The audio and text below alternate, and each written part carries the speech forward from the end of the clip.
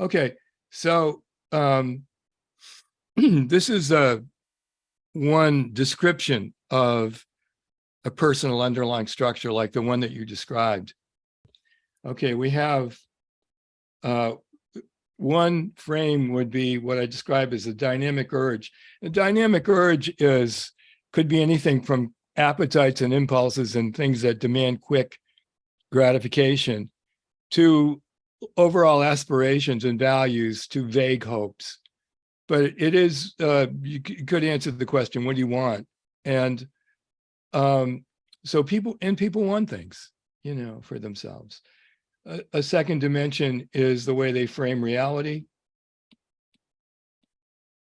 And now the third dimension are concepts that they have.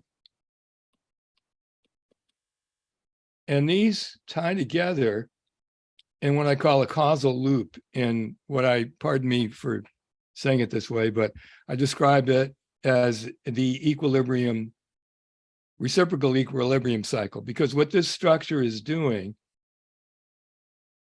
is striving for equilibrium. And as some of you might know, my two rubber band thing, where I've got let me start this again, where I've got, let's say you're here and you're here.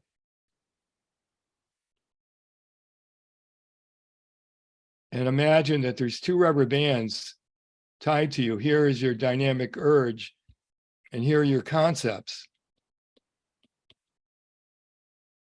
And in this structure, what the structure is looking for is equilibrium. That means that if you accomplish what you want, and here you are, where your dynamic urge is, but your concepts are still in the structure, that means the rubber band here is the most tense and the rubber band here is relaxed. And the path of least resistance in this structure is to move away from what you want. Now, what happens in these sessions is that the element of concept, the concepts people have, are at the end of the session no longer in the structure. And what you're left with is structural tension. In other words, what you want and what you have become the organizing principles. Now, the concepts don't necessarily go away. They're just no longer in the structure. So, for example, I have this tripod.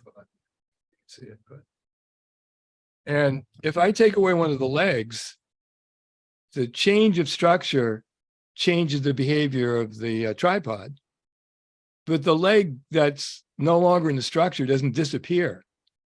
It's simply no longer in the structure, and that's a change of underlying structure.